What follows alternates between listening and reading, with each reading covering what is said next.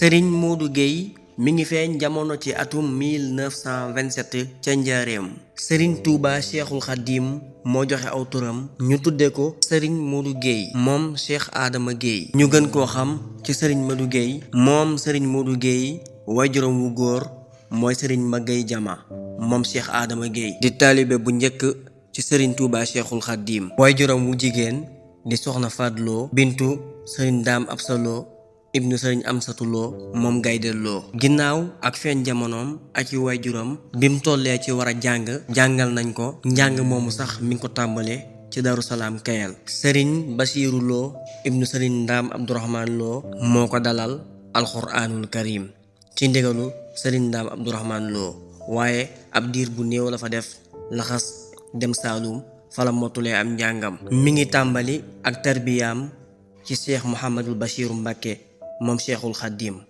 mottulee ak tarxiyaam ci magam Serigne Bachiru Gueye. Serigne Modou Gueye ci la ko Serigne Bachiru sancal Daaru Gueye Dabbel ci atum 1961 mu nekk fa di fa yar ak a jàngale. lu mu mos a liggéey foofu jox na ko Serigne Bachiru Gueye ndax Serigne Bachiru Mbàkke moo ko joxoon ndigal loolu. ci la nekk ba ci atum 1983 mu nekk xalifa Cheikh Adama Gueye. ginnaaw bi mu nekkee xalifa Cheikh Adama Gueye itam moo nekkoon xalifa bu waajuram di sëñ Magaye Jama. mu toxal njaboot gi Daaru Gueye Wurkuñ, Daaru Gueye Dabbel mu jox ko doomam Serigne Cheikh Magaye moom Serigne Abdou Samad Gueye moom sëñ Magaye Jama. ci la ko sëñ Abdou Lahad joxe ndigal muy togg ay ndogu ci atum 1983 moo ko jox kër fii ci Touba, waaye itam noonu la fa fàggule kër sëñ Magaye Jama wax ne ku fi nekkal sëñ Magaye Jama yaa ko moom. Serigne Modou Gueye ak yenn ci daara yi mu daa yare Daaru Gueye Dabbel, Daaru Gueye Wurkuñ ak Daaru Gueye Kayal dënnee ji Serigne Saliou Mbàkke moo ko ko joxoon. Serigne Modou Gueye amoon ay relation ci waa kër Serigne Touba yi ku ci mel ne Serigne Abdoul Ahad Mbàkke moom ku fonkoon sëñ Modou Gueye la, ku ko nawoon la itam ndax moo ko njëkk a jox kër Touba. bëggoon na ko ba yemalewu ko ak dara. daan na yabal sëñ Murtada Mbàkke ci moom lu bari ngir di ko dolli ak di ko ñaax ci lu bari.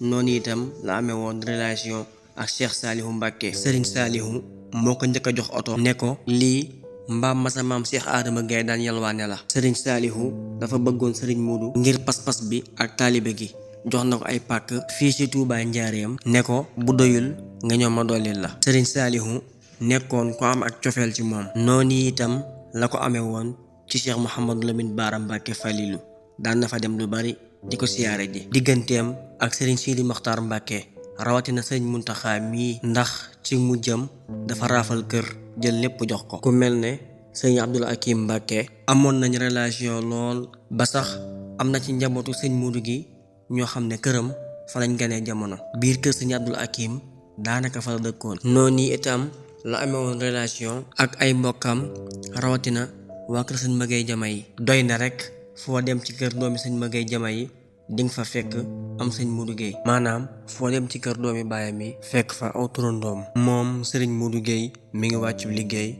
le 9 juillet 2019 ñu denc ko Touba ci Baqiya. ñu di ko fàttaliku ci bis bi mu daan def ci at mu jot ñeenti fan ginnaaw Tabaski. mu daan ko defee Wurkuñ depuis 1984.